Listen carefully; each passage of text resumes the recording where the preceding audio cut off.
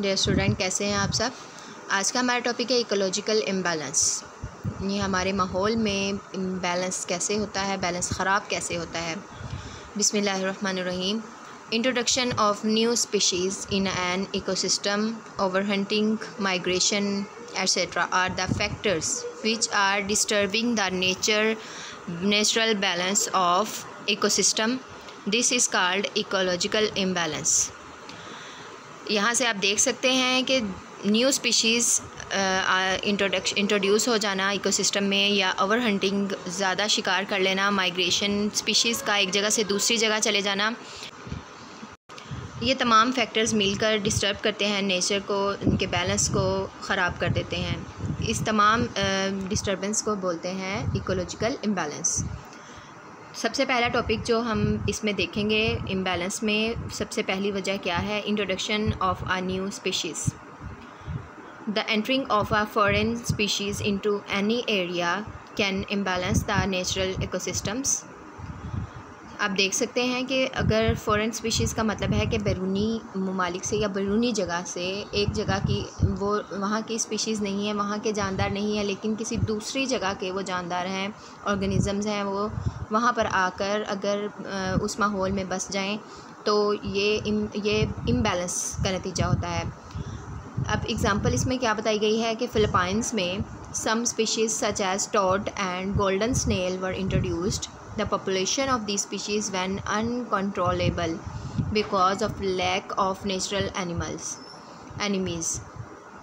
अब जैसे आपको पता है कि हर ऑर्गेनिज़म को खाने के लिए कोई दूसरा ऑर्गेनिज़म होता है, कंज्यूमर्स वगैरह होते हैं जो उनको ख़त्म कर देते हैं, उनको खा लेते हैं। तो फ़िलीपाइंस में क्या हुआ था कि ये टोड और गोल्डन स्नेल की स्पीशीज़ इंट्रोड्यूस हुई और ये पॉपुलेशन को अनकंट्रोलेबल हो गई, यानी कंट्रोल से बाहर हो गई, क्योंकि वहाँ पर नेचुरल उनको खाने के लिए नेचुरल एनिमीज़ नहीं थे, कम थे या नहीं थे, तो इसकी वजह से इनकी पॉपुलेशन बहुत ज़्यादा हो गई थी। सेकंड पॉइंट है ओवर हंटिंग।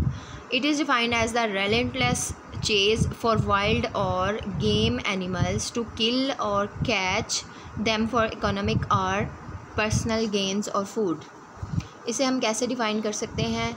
किसी भी एनिमल्स को, चाहे वो जंगली हैं या दूसरे एनिमल्स हैं, उनको मार दिया जाए या उनको पकड़ लिया जाए किस रीज़न की वजह से, खुराक हासिल करने के लिए या फिर माशी तौर पर उनको आगे जैसे सेल आउट करना है, उनको उनसे पैसा कमाने के लिए उनकी बहुत ज़्यादा शिकार कर लिया जाए, तो इससे भी इम्बैलेंस होता है।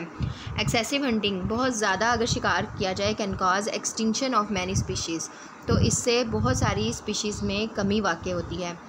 Over hunting of one animal species causes N abundance of the other. अगर बहुत ज़्यादा शिकार कर लिया जाए एक स्पीशीज़ का, एक एनिमल स्पीशीज़ का, तो फिर इस तरह दूसरे जो एनिमल्स होंगे उनकी ज़्यादती हो जाएगी, वो माहौल में ज़्यादा हो जाएंगे, लेकिन एक एनिमल जो है जिसकी स्पीशीज़ का ज़्यादा शिकार किया जा रहा है वो कम होते जाएंगे। Hence leading to an imbalance in the natural ecosystem and the food chain. और फिर इसी तरह ये तमाम के नतीजे में क्या होता है, नेचुरल इकोसिस्टम में बैलेंस हो जाता है और फूड चेन भी डिस्टर्ब हो जाती है। Shortage of water supply. Third point है पानी की कमी। Due to our population and our constant need for factory made products, the use of water from water bodies has been increased. तो population, आबादी ज़्यादा होने की वजह से और हमारे जैसे फैक्ट्रीज़ वगैरह में भी पानी की बहुत ज़्यादा ज़रूरत है, तो वहाँ पर प्रोडक्ट्स बनाने के लिए पानी का यूज़ बहुत ज़्यादा है। तो the use of water from water bodies has been increased.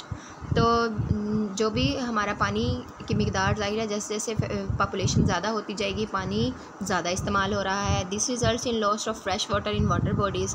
अब यहाँ पर क्या होता है कि जो कैनाल्स वगैरह, रिवर्स हैं, लेक्स हैं, उनमें पानी की कमी, फ़्रेश वाटर जो है वो कम होता जा रहा है, और फैक्ट्रीज़ जब गंदा पानी छोड़ती हैं समंदर में, दरिया में, तो पानी जो है वो आलूदा होता जा रहा है।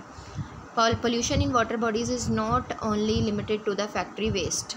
ये यहाँ तक फिर इनकी ये लिमिट यहाँ तक ख़त्म नहीं हो जाती, फैक्ट्री फेस तक ख़त्म नहीं होती, बल्कि more domestic use of water due to overpopulation also contributes to the pollution and loss of fresh water in water bodies.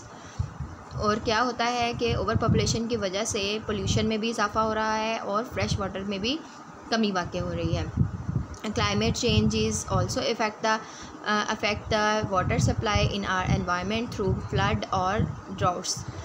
अब यहाँ पर क्या हो रहा है कि जैसे आबोहवा भी चेंज होती है तो वाटर की सप्लाई में भी कमी हो जाती है, जैसे सैलाब वगैरह आ जाते हैं और इससे भी पानी की सप्लाई में शॉर्टेज होता है, वाटर सप्लाई में शॉर्टेज वाक़ हो जाता है।